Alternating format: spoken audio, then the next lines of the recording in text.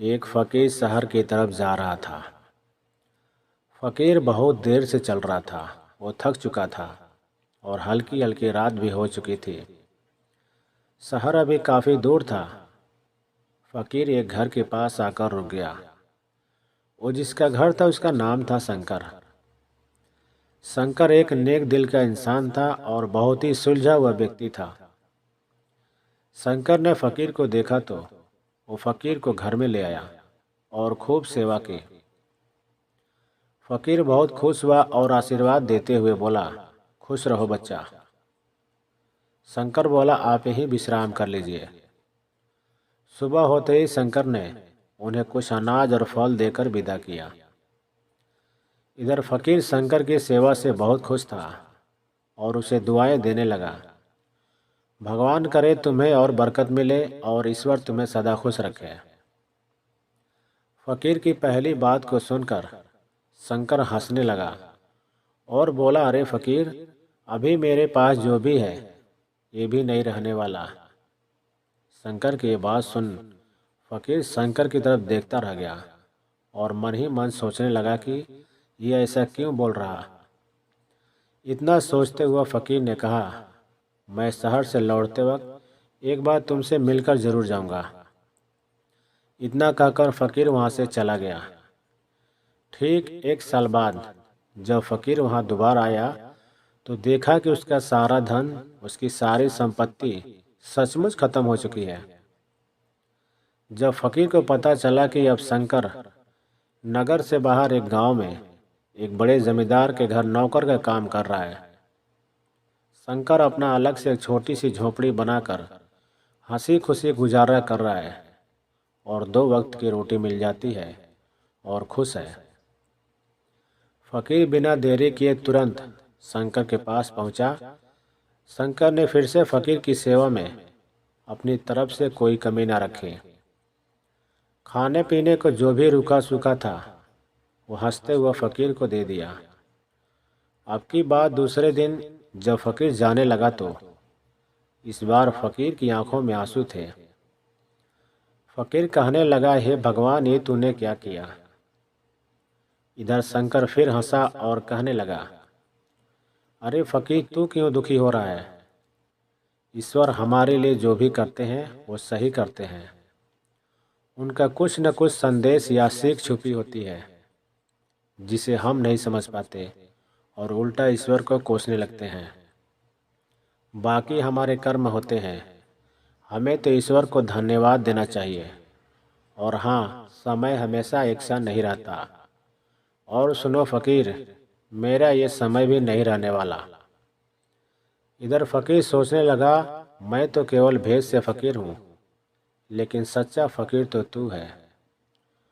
फ़कीर कुछ दिन की यात्रा के बाद जब फिर से वापस लौटा तो उसने जो देखा उसे अपनी आंखों पर विश्वास नहीं हो रहा था। शंकर जमींदारों का भी जमींदार बन चुका था। पता करने पर फ़कीर को ये जानकारी मिली कि जिस जमींदार के यहाँ शंकर नौकरी करता था उसकी कोई संतान नहीं थी। वो अकेला रहता था।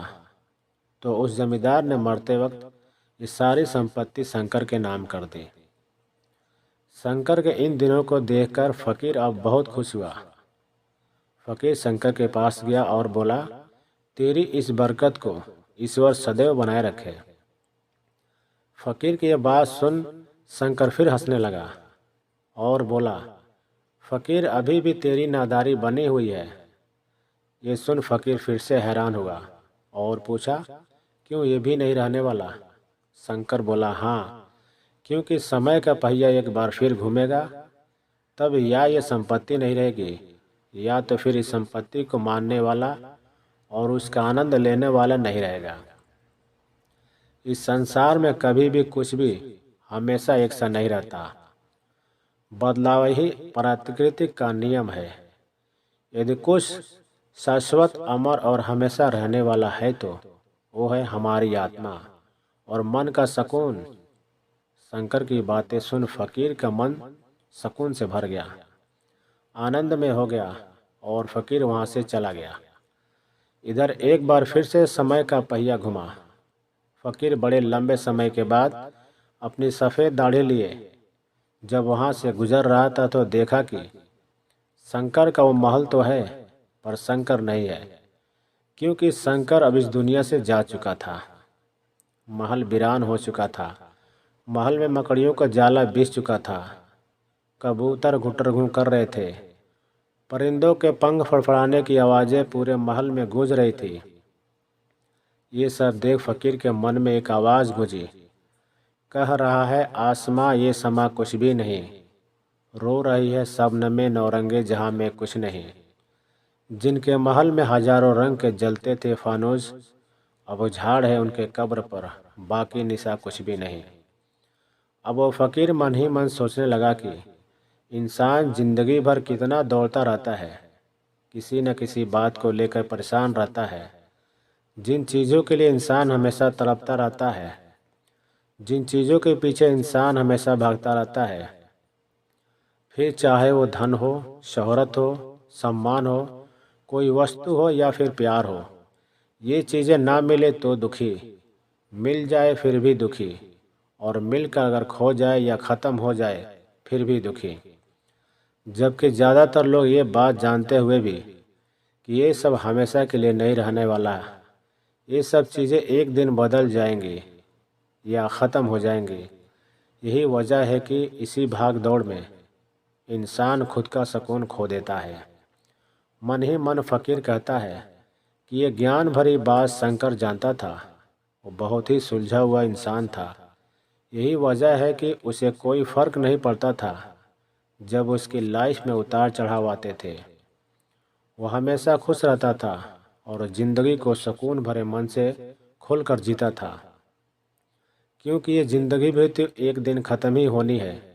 इसलिए दोस्तों, हमेशा याद रखो, जीवन में जब भी आप बुरे दौर से गुजर रहे हो, तो तमाम मुश्किलों से घिरे हो, तो दुखी ना हो और चिंता ना करें, क्योंकि दुखी रहकर या चिंता करने से आपकी समस्या ख़त्म नहीं होगी बल्कि और बढ़ जाएंगी। इसलिए बुरे वक्त में ईश्वर को दिल से याद करो, प्रार्थना करो, समस्या को ख़त्म करने पर शांत मन से विचार करो। और एक बात हमेशा याद रखना, वक्त और परिस्थितियाँ हमेशा एक सी नहीं रहती, बदलती रहती है। आज बुरा वक्त है तो कल को अच्छा वक्त भी आएगा। जब अच्छे दिन अधिक समय तक नहीं रहते तो बुरे दिन भी बीत जाएंगे। दोस्तों, वीडियो अच्छी लगे तो लाइक करें, चैनल पर नए हैं तो सब्सक्राइब ज़रूर करें। Thank you.